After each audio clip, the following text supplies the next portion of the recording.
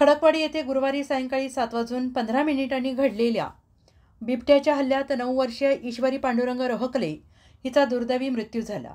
ईश्वरीने घराजवळ लघुशंकेसाठी जात असताना मका पिकामध्ये दबा धरून बसलेल्या बिबट्याने तिच्यावर अचानक हल्ला चढवला. तिला मक्याच्या शेतात ओढत नेण्यात आले. वडिलांनी आरडाओरडा ऐकल्यानंतर तात्काळ मदतीसाठी धाव घेतली.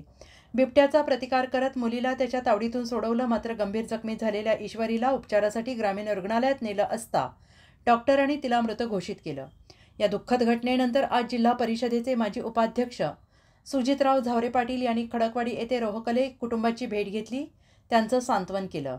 झावरे पाटील यांनी सांगितलं की ईश्वरीच्या कुटुंबाला शासनाकडून 10 लाख रुपयांची आर्थिक मदत त्वरित मिळवून दिली जाईल. तसेच त्यांनी वनखात्याच्या हलगर्जीपणावर नाराजी व्यक्त करत बिबट्याच्या वाढत्या प्रादुर्भावाकडे वनविभागाचे दुर्लक्ष गंभीर असल्याचं सांगितलं आहे.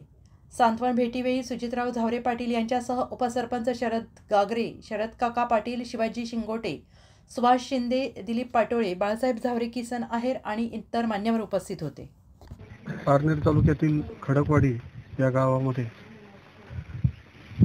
एका 9 वर्षाच्या मुलीला बिबट्याने त्यांच्या घरासमोर अगदी घरापासून अगदी समोरच्याच बाजूला संध्याकाळी 7च्या सुमारास ओढत नेऊन त्या बालिकेचा दुर्दैवी असा अंत झाला. तिच्या वडिलांनी बिबट्याच्या तावडीतून सोडण्यासाठी अतिशय शर्थीचे प्रयत्न करत तिला बिबट्याच्याही ताब्यातून घेतलं, परंतु गावापर्यंत जाईपर्यंत तिचा त्या ठिकाणी मृत्यू झालेला होता. खूप दुर्दैवी आणि आपल्या सगळ्यांच्या मनाला चटका देणारी घटना आहे. वास्तविकपणे वन अधिकाऱ्यांना गेल्या 2-3 महिन्यांपासून इथल्या स्थानिक रहिवाशांनी शेळ्या, कोंबडी ह्या नेल्याच्या अनेक तक्रारी केल्या. त्यावर जशी उपाययोजना वेळीच व्हायला पाहिजे होती ती काही झालेली दिसली नाही आणि आता त्याची मजल नरभक्षकापर्यंत गेली. वास्तविकपणे त्याच वेळेस तक्रारीची दखल घेत जर पिंजरे लावले असते किंवा गस्त घातली असती तर कदाचित त्याचे एवढं धाडस झालं नसतं. आज जर घराच्या समोरून तो एखाद्या माणसाला घेऊन जातोय, उद्या ह्या सगळ्या परिसरामधल्या लोकांची मनामध्ये एक दहशत बसलेली आहे की आमच्या मुलांना शाळेत कसं पाठवायचं, शेतामध्ये पाणी भरायला जायचं कसं.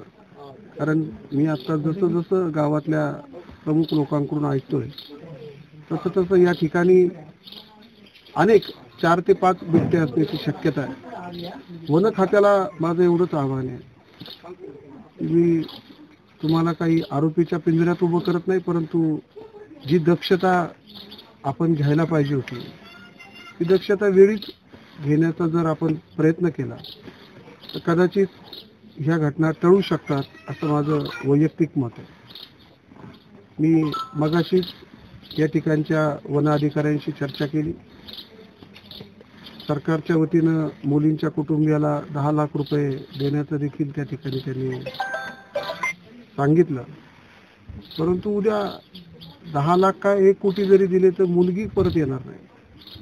त्याच्यामुळं त्या पैशाहीपेक्षा या अधिकाऱ्यानं जर खऱ्या अर्थानं या ठिकाणी जिथं तक्रार येईल, कुठं शेळी खाल्ली, कुठं एखादी कोंबडी नेली, कुठं रस्त्यामध्ये त्यांना सारखा बिबट्या दिसायला लागला, तर त्याच्यावर किमान आपण गस्त घालून तिथं पिंजरे लावून किंवा एक चक्कर मारून तुमच्या ज्या काही शासनाने तुम्हाला त्या संदर्भात ज्या काही सूचना दिल्यात त्या सूचनाचं पालन होणं हे त्यावेळी अत्यंत गरजेचं होतं. ते झालेलं मला त्या ठिकाणी दिसत नाही आणि म्हणून या ठिकाणी नागरिकांमध्ये एक भीतीचं वातावरण आहे. आज मुलीच्या आईच्या आणि वडिलांची आणि तिच्या एका छोट्या भावाची त्यांच्याकडे बघितल्यावर कुठलाही माणूस त्याला भावनेचा बांध फुटल्याशिवाय राहणार नाही इतकी करुण घटना आपल्या या परिसरामध्ये घडते.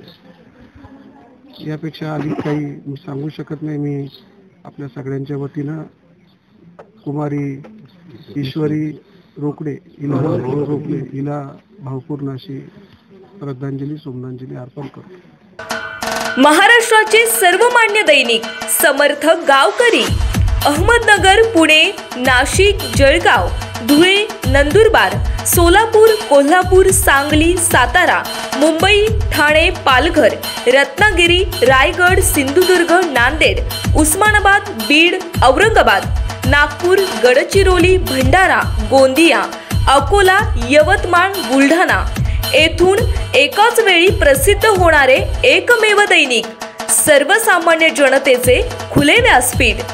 संपादक आहेत विश्वासराव आरोटे. मोबाईल नंबर आहे 9423 38 85 08. दुसरा मोबाईल नंबर 9423 46 72 72.